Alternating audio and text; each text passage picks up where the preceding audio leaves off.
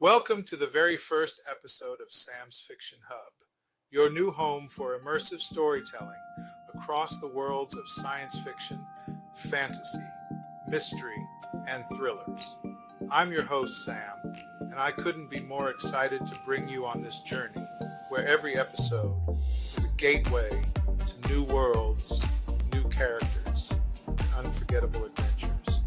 For this inaugural episode, we're diving straight into the heart of science fiction with a story that explores time, destiny, and survival in the face of the unknown. My narrator, Astro, will read from Echoes of 24, a novella written under my pen name, Virgil Brooks. It's a tale that will transport you to a distant planet where Captain Maya Locke finds herself at the crossroads of a war, an ancient mystery, and her own humanity. So grab your headphones, settle in, and prepare to embark on a journey unlike any other. Without further ado, let's begin Echoes of 24, a story that will challenge what you know about time, memory, and the fight for survival. Echoes of 24, Book 1 of the Chronicles of the Echo War. Virgil Brooks. Copyright C. 2024 by Virgil Brooks. All rights reserved. No portion of this book may be reproduced in any form without written permission from the publisher or author, except as permitted by U.S. copyright law. Chapter 1. Descent into Desolation. The void of space was never silent. Not for Maya Locke. She experienced it, the strain that hummed through the hull of her spacecraft like a living thing, the unspoken threat of death hanging in every particle between the stars. Even now, her pulse mirrored that tension, erratic, unstable, uncertain. Sweat trickled down the back of her neck as her hands gripped the controls, muscles tight from hours of combat. The Meridian, her once proud ship, was coming apart, rattling under the strain of each evasive maneuver. Through the cracked viewport, the Krylon ships loomed, deadly sentinels in the endless dark. Their angular forms glinted under the distant light of a dying sun, and the void itself seemed to shift around them as if they bent space to their will. There was no escaping them, not anymore. Captain, shields are failing. We cannot withstand another direct hit, the AI's voice rang in her ear, cool and clinical. Remus never let emotion cloud his calculations, never hesitated to speak hard truths. "Shut up, Remus," Maya growled, yanking the Meridian into a sharp bank, the ship's remaining thrusters struggling to keep her steady. The Krylon artillery, streaks of red and white energy, flew past the hull, close enough to sear. "I'm not going out without a fight." Remus paused, his synthetic hesitation almost too human. "Understood, Captain." The Krylon battlecruisers grew larger on her screens, the details of their hulls now visible. They looked like massive, predatory birds, all sharp edges and lethal grace. Her fingers flew across the console, arming the ship's remaining 2 torpedoes, the heat of desperation seeping into her movements. She was alone. The rest of her squadron, her friends, had been obliterated minutes before. Debris from what remained of them floated in the void, scattered among the stars, their signals now silent. In real time, Maya saw their deaths. It hadn't been heroic, fast, brutal, and meaningless. All that remained was her, and she wasn't sure how long she'd last. The Meridian rattled again, the groan of metal signaling that the hull wouldn't hold. Maya's vision blurred as the final vestiges of hope drained away. She gritted her teeth. No one was coming for her. Not her fleet, not her commanders. It was just her, and the wolves of Krylon space circling in for the kill. "Target locked," Remus confirmed. She stared through the viewport at the lead battlecruiser, her eyes narrowing to slits. She had one chance, 2 torpedoes, one ultimate strike. "On my mark," she whispered, her heartbeat now a drum inside her chest. Her mind quieted, focusing only on the target ahead. Without warning, a tremor rocked the ship. The screens around her flickered, showing a spike in energy beneath her. The sensors, damaged but still functional, screamed in warning. "Incoming enemy strike, Captain," Remus said. "Source, unidentified, below us." Maya's heart skipped. She glanced down at her display. seeing the sudden surge of readings beneath the Meridian, as if the planet below had suddenly come alive. Before she could question it, a sharp, blinding flash erupted from the starboard side. The blast threw her sideways, her vision exploding in a haze of red and white. The Meridian careened with violent intention, alarms blaring. The gravity pulled her toward the console, and the ship spun with hostile force, her hands losing their grip on the controls. Remus! But the chaotic wail of the ship's failing systems swallowed her voice. Sparks rained from above as the power flickered in and out, emergency lighting casting long, jagged shadows through the cockpit. "We've lost engine control," Remus observed, his voice louder than usual, as if he were fighting through the static. Maya didn't respond. Her mind scrambled for a solution, for anything that might save her from the planet's gravitational pull that had already seized her. The stars outside the viewport became streaks of light as the Meridian plummeted, flames licking the hull as it entered the atmosphere. There was nothing left to do, no commands to give, no maneuvers that could save her from the inevitable. "Brace for impact," Remus voiced, his tone flattening, returning to its cold calm. Maya clenched her fists, forcing herself into her seat, securing the straps as tightly as she could manage. She drew ragged breaths, her figure tensing as the ground rushed up to meet her. Through the shattering windows, she could see the barren, lifeless surface of the planet hurtling toward her like a tidal wave of dust and rock. And then, impact! The force hit her like a freight train. The entire ship shuddered violently, the sound of tearing metal and screeching earth filling her ears. Maya's vision went black for a moment. The breath knocked from her lungs as her mass flew forward and then slammed back into her seat. The crash dragged on, seemingly endless, as the Meridian plowed through rock and dust, breaking apart piece by piece. When the silence came, it was so sudden, so absolute, that for a second Maya thought she was dead. But the pain that throbbed through her frame confirmed otherwise. Maya opened her eyes slowly, blinking against the harsh light filtering through the cracked canopy of her ruined spacecraft. Her head pounded, a deep, rhythmic ache, and her body was stiff, locked in a tension she couldn't shake. The taste of copper filled her mouth, blood. She wiped it away with the back of her hand, aware of the sting of a cut on her lip. For a moment, she lay there, staring up at the fractured sky above her, trying to process the fact that she was still alive. Her breath was shallow, her chest rising and falling too quickly. "Remus," she croaked, her voice barely audible over the rasp in her throat. There was a brief delay, the AI's voice distorted with static. "Operational. You survived the crash, Captain." "Barely," she muttered, unbuckling her harness with stiff fingers. The strap snapped free, and she slumped forward, her muscles protesting as she dragged herself out of the pilot's seat. Every movement sent a fresh wave of pain through her ribs, but she forced herself to stand, leaning against the console for support. The Meridian was a wreck. The acrid scent of burnt circuitry filled the cockpit, wires hanging loose from the ceiling like dead vines. Sparks flickered intermittently, casting erratic shadows across the walls.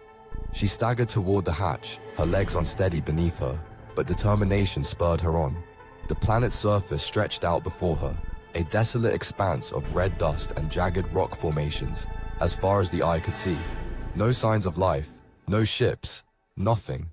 The air was dry, suffocating in its stillness.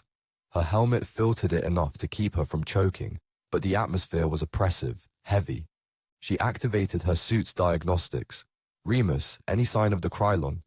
"Negative. No active signals in the immediate vicinity. However, long-range scans are disabled due to damage sustained in the crash." Maya swallowed the rising anxiety welling up in her chest. There was no time to dwell on it. She needed a plan. Food, water, shelter. If she stayed out here, exposed in the open, it would only be a matter of time before the Krylon tracked her down. And even if they didn't, the planet itself might finish the job. A glint of metal in the distance caught her eye. Squinting against the glare of the setting sun, she spotted something. A structure, partially buried in the sand. It was far, at least a few kilometers, but it was the only sign of hope she had. "Remus, analyze that point of interest. Any idea what it is?" "Unidentified material. Limited data available, but energy readings suggest it is still operational in some capacity. It may offer shelter." Maya's gaze lingered on the distant building. The planet may have been dead, but that edifice wasn't. Something was still running out there, and whatever it was, she was going to find out. She took a deep breath, securing her helmet. Looks like we're going for a walk. And that was Chapter 1 of Echoes of 24. I hope you're as captivated by Captain Maya Locke's journey as I was when writing it. Things are only just beginning to unfold, and the twists and turns ahead will keep you on the edge of your seat. Before we dive into Chapter 2, I just want to take a moment to thank you for listening to Sam's Fiction Hub. This podcast is a labor of love, and I'm thrilled to share my stories with you. Your support means the world. If you're enjoying this episode and want to own Echoes of 24, you'll be able to purchase the full book starting December 12th, 2024, available in ebook, audiobook, and print. It's the perfect way to dive deeper into Maya's universe and experience the story at your own pace. And don't forget to subscribe to Sam's Fiction Hub on YouTube, Spotify, or wherever you get your podcasts. That way, you'll never miss an episode and can join me on future adventures across science fiction, fantasy, and beyond. All right, let's not keep Maya waiting. Get ready for Chapter 2 of Echoes of 24. Chapter 2: Shadows of the Past. Maya's breath was a steady, shallow rhythm inside her helmet as she walked. The barren landscape stretched endlessly in every direction, the red dust swirling in the wind, scraping across her visor like a constant whisper of the planet's desolation. Each step sunk slightly into the soft ground, making the trek seem as though the planet itself resisted her every movement. She kept her gaze fixed on the distant structure, a sliver of metal on the horizon, its angular shape the only sign of order in a world of chaos. The structure's unnatural presence gnawed at her mind. It didn't belong here. No chart marked this planet, and no record suggested that anyone had ever built anything out here. Yet it stood, partially buried under the relentless march of time, its cold metallic surfaces peeking through the dust like the bones of some long-dead civilization. "Status check," Maya muttered, her voice a rasp through the comm. "Environmental conditions remain harsh but stable. Oxygen levels are declining within acceptable parameters for another 4 hours of exertion," Remus responded, his calm tone in stark contrast to the bleak landscape. "Recommend downtime after reaching the complex, Captain." Maya's lips twitched in a bitter half-smile. Sleep. Right. There was no rest for her since the battle started. She rarely had the luxury of sleep. This war didn't afford recovery, not for anyone left standing. After what came across like hours, the facility loomed larger before her, revealing more of its alien design. Sharp geometric edges jutted from the ground. Sand and dirt buried parts of the building, leaving the well-preserved metal exposed underneath. Whoever built this ensured it would stand the test of time. As she neared the entrance, a large rusted door embedded in the side of the structure, Maya harbored the first tug of suspicion coil in her chest. The silence was too intense, the stillness too absolute. The wind's howl, so fierce on her trek here, was now a dull murmur. The door towered over her, nearly twice her height, its surface marred by scratches and deep gouges. A small control panel, barely visible through the layers of dust and grime, blinked weakly beside it, its lights flickering erratically. It was still alive. "Remus, interface with the panel," she ordered, wiping the dust from the small screen. "Let's see what we're dealing with." The AI was silent for a moment, scanning the system. Maya waited, her fingers tapping absently on the handle of her sidearm. The feeling of being scrutinized lingered. Her instincts screamed that something was wrong. "Limited access," Remus reported. "System is degraded but still operational. I am attempting to establish a bypass." "How long?" Maya asked. "Estimated time. 2 minutes." Maya exhaled sharply through her nose, her gaze sweeping the surrounding area. She couldn't shake the nagging sensation that something, or someone, was out there, watching her. The structure might offer shelter, but it also resembled a tomb, a forgotten relic of something ancient and dangerous. Suddenly, the door emitted a low, grinding sound, jerking her from her thoughts. Slowly, it began to slide open, revealing a narrow corridor that stretched deep into the building's interior. A gust of stale air rushed out, thick and musty, carrying the scent of metal and decay. Maya hesitated at the threshold. Her instincts told her to stop, to turn around, but there was nowhere else to go. The storm gathering on the horizon would soon sweep over the planet, and if she didn't find refuge, the elements would finish what the Krylon began. She stepped inside. The corridor was dark, illuminated only by the faint glow from her helmet's lights. The walls were smooth, seamless metal, and the air grew colder the deeper she ventured. Each step echoed unnervingly in the silence, and the sound of her breathing sounded too loud. "Remus, can you get any readings from within the complex?" she whispered. "Minimal energy signatures detected further within. Origin unknown. Structural integrity of this facility is stable but aged. Caution is advised." "I'll take that as a yes." As she moved deeper into the facility, the layout became more complex. The hallway branched into several narrower passageways, all identical, like the spokes of a wheel. Maya's boots clanged against the metallic floor as she carefully navigated the labyrinthine interior. The further she went, the more the walls seemed to close in around her. Then, just ahead, she saw a faint light, soft, pulsing, almost rhythmic. It cast an otherworldly glow along the walls, shimmering in blue and white. Maya slowed her pace, her hand instinctively resting on the grip of her weapon. The gleam grew brighter as she approached, and she found herself standing at the entrance to a large, circular chamber. Intricate designs lined the walls, symbols she couldn't read, etched deep into the metal. In the center of the room stood a pedestal, and on it, glowing with that strange, pulsating radiance, were several thin sheets of what appeared to be metal or some unknown material, arranged neatly in a stack, each pedestal flickering softly as though imbued with some residual energy. "Remus, what am I looking at?" The AI paused longer than usual, processing. Material analysis suggests an unknown alloy with data-storing properties. These sheets appear to be encoded with information. "Information?" Maya muttered, stepping closer. She reached out, fingers brushing against the top sheet. It recognizably cool to the touch, smooth yet rigid. The moment her skin made contact, the light intensified. She recoiled instinctively, but found her fingers locked on the material, as if the sheet itself was pulling her in. Her visor's heads-up display flickered. Text, ancient, unintelligible, flashed across her screen in rapid succession, then was gone as quickly as it had appeared. "Captain, it seems I may be able to assist in deciphering the contents of these." Remus's voice cut off abruptly.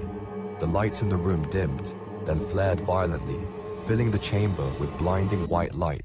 Maya's vision swam, and for a moment, she reacted as though the ground beneath her shifted, the walls spinning around her. She stumbled, catching herself against the pedestal. Images, disjointed, fragmented, flooded her mind. A battlefield. Soldiers clad in armor she didn't recognize, fighting against alien machines, explosions ripping through the sky, and a name echoing again and again in her head. Altair. The images vanished as quickly as they appeared. Maya staggered backward, gasping, her heartbeat thundering in her ears. The pedestal's light dimmed once more, returning to its soft, steady glow. She stood frozen, her hand shaking slightly, her mind reeling from the sudden flood of visions. "Captain, I am detecting severe neural interference," Remus murmured, his voice distant, as though coming from underwater. "Are you—" "I'm fine," Maya lied, her voice hoarse. Just give me a moment." Her gaze drifted back to the stack of glowing sheets. This was more than fragmented data. They were something more, something ancient, something powerful. And for reasons she couldn't explain, one thing was certain. The letters, these echoes, were meant for her. And that wraps up our first episode of Sam's Fiction Hub. Thank you so much for joining me as we embarked on the beginning of Maya Locke's journey in Echoes of 24. Chapters 1 and 2 have set the stage for what's to come, and I can't wait to hear your thoughts. What did you think of Maya's adventure so far? Are there moments that stood out to you, or questions you can't wait to see answered? Let me know in the comments or connect with me on social media. I'd love to hear your thoughts discuss the story with you. Remember, the full book will be available starting December 12th, 2024, in ebook, audiobook, and print. So mark your calendars if you're as excited about this story as I am. If you enjoyed this episode, don't forget to subscribe to Sam's Fiction Hub on YouTube, Spotify, or wherever you get your podcasts. And if you're feeling generous, leave a review. It really helps us reach more listeners who love diving into new worlds just like you. Thank you again for tuning in. I'll see you next time as we continue to unravel Maya's story in Echoes of 24. Until then, keep imagining, keep exploring, and keep turning the page.